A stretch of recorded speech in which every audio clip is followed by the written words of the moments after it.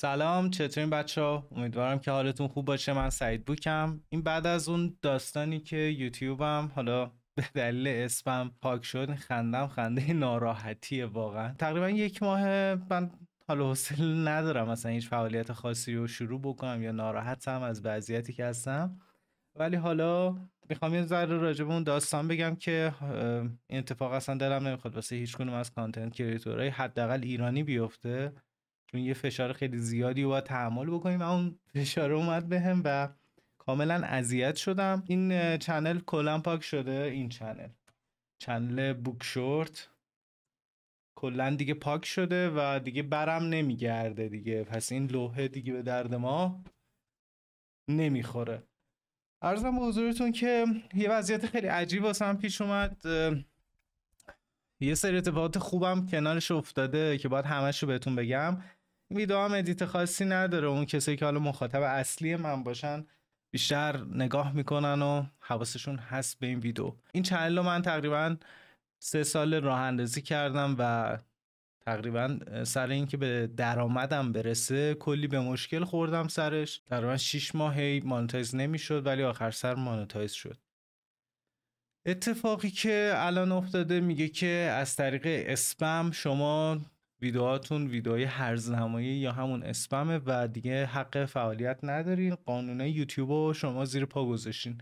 تمام ویدیوهایی که ما میساختیم همونجور که خودتون دیدیم ویدیوهای کوتاه بود، اکثرش هم ویدیوی من پایین بود. ویدیوی ارزم به حضورتون اون چیزی که حالا بهش ریاکت میرفتم بالا و مثل اینکه حالا یوتیوب با این قضیه حال نکرده و اینکه من اگه بخوام دوباره هم همین شورت ویدیو کوتاه بسازم دارم دقیقا همون کار رو تکرار میکنم و اگه مانتایز بشه و دوباره همچین اتفاقی بیفته خب بیشتر ضربه میخوام. میگم دوباره تلاش کردم و از این بابت خیلی فشار بیشتری میاد بهم. من یه تصمیم گرفتم قرار فعالیت هم رو دوباره توی این چنل شروع کنم. این چنل متاسفانه مانتایزش پریده، چون اون چنل همون بوک شورت رو که من راه اندازی کردم یه مدت خیلی زیادی دیگه توی این چنل اصلا نه ویدیویی گذاشتم نه چیزی.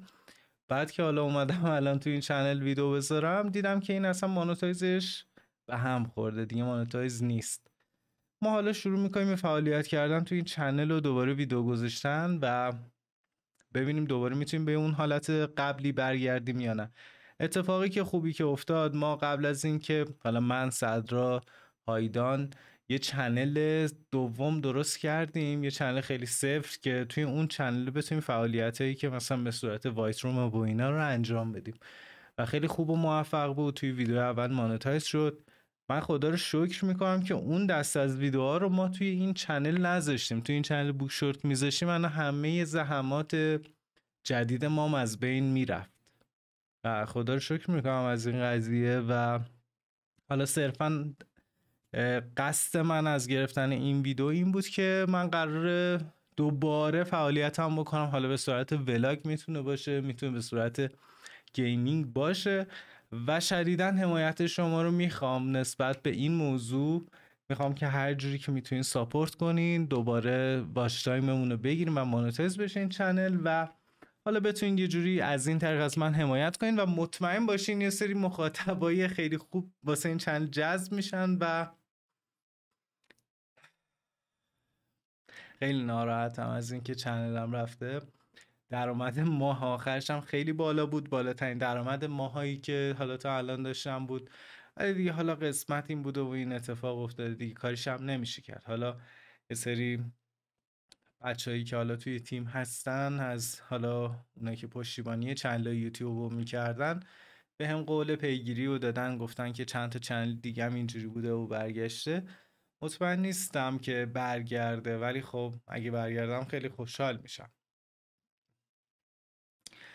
چیزی که الان توی ذهن منه اینی که دوباره یه سری کانتنت خیلی باحال از این چنل شما ببینید و بسازیم ما به صورت ولاگ و چیزای مختلف که امیدوارم که لذتش رو ببرین. همین جوری گرفتم که بگم استارت دوباره میخوام بسام. تمام ویدیوهای قبلی این چنل رو من پرایوت میکنم، حتی خوباشو، و میخوام یه استارت دوباره بزنیم.